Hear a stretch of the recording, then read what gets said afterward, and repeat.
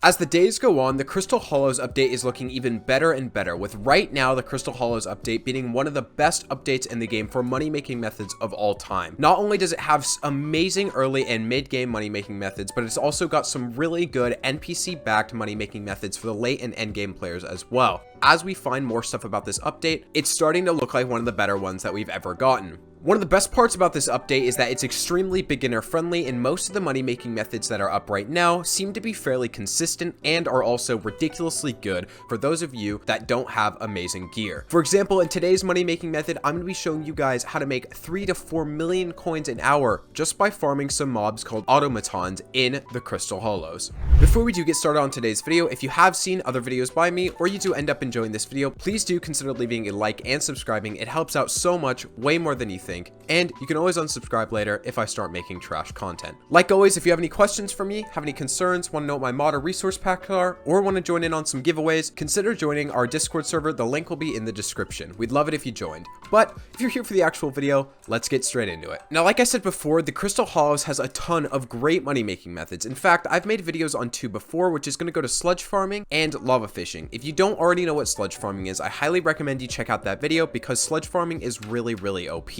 In fact, as of right now, sludge farming tends to be more consistent. The only issue with sludge farming is that you're going to need yourself a hound pet, which can go for millions and millions of coins right now. I do recommend considering it, but if you don't want to consider a hound pet, generally speaking, automatons are actually going to be making more money than sludges. Now, to actually farm automatons, there is one prerequisite, and that's going to be getting Heart of the Mountain 3. This is because you need to get Heart of the Mountain 3 in order to go into the Crystal Hollows, which is obviously where this method takes place. In the Crystal Hollows, you're going to need to get yourself to the Precursor City, which is going to be the bottom right side of the map. If you're not using an actual mod map, this is very hard to locate, but you can get people to drop you coords in the in-game chat. For example, the one area you need to get to on the map is going to be the Lost Precursor City. This area doesn't spawn in every single Precursor City and can sometimes be hard to locate if you're new to the game. Asking someone in chat for the coordinates of the Lost Precursor City is the easiest way to get here, and this is where automatons spawn. The next thing you're going to need to be worried about is the gear you're using. The first thing I highly recommend is going to be an aspect of the end. This not only increases your speed while you use it, but it also helps you teleport around the area. When farming automatons is pretty important because this area is massive. You need to be able to teleport everywhere. In fact, I'd also recommend you have a lot of mana, and that's why I'm wearing storm armor. You can either wear storm or wise if you have enough talismans to justify it. Storm armor is really good because even if you're using normal weapons, you can do enough damage to kill automatons, which is going to be anywhere from 15 to 20,000 health or damage. If you can do enough damage with wise dragon armor, it's also one of the best choices as well. Not only that, but mage weapons are also very good for killing automatons. This goes to the frozen scythe, voodoo dolls are also pretty good, and a flower of truth especially. All these mage weapons are very good for killing automatons, and they do justify using mage armor. Mage armor helps you obviously use your aspect at the end more if you don't have ultimate wise 5 on it, so I highly recommend you use it. Also, the flower of truth in particular is a very good weapon for killing these guys just because of the fact that it homes in on them and does a good amount of damage. I do recommend that weapon overall. If you can do enough damage with your aspect of the end, it makes it very convenient though because you can teleport to automatons, hit them, and teleport away without having to switch weapons in your hotbar. This makes farming automatons very simple. But keep in mind, you can come in here with realistically any gear you want as long as you can survive automatons and also kill them pretty decently quickly. This method is pretty comparable to farming summoning eyes from zealots, except it's got a lot less competition right now and genuinely makes quite a bit more money than them. I do highly recommend trying to do this, and you can do this in cheap armors like Strahd and Terra, obviously. And the last 2 things I'm going to recommend everybody bring is going to be, if you can afford it, a booster cookie, and as well as a booster cookie, a god potion as well. Booster cookies can be really expensive. The one benefit though is that you get 15 plus magic find. Most of the drops from automatons are based on magic find, which means you will actually be making more money if you've got more magic find. On top of that, potion effects, there's some potion effects that give you more magic find, like the potion effect magic find, and like I said before, magic find makes more money. I highly recommend you grab these 2 things before going on. Not only that, but god pots give you a ridiculous amount of speed as well, which helps a lot with killing these guys,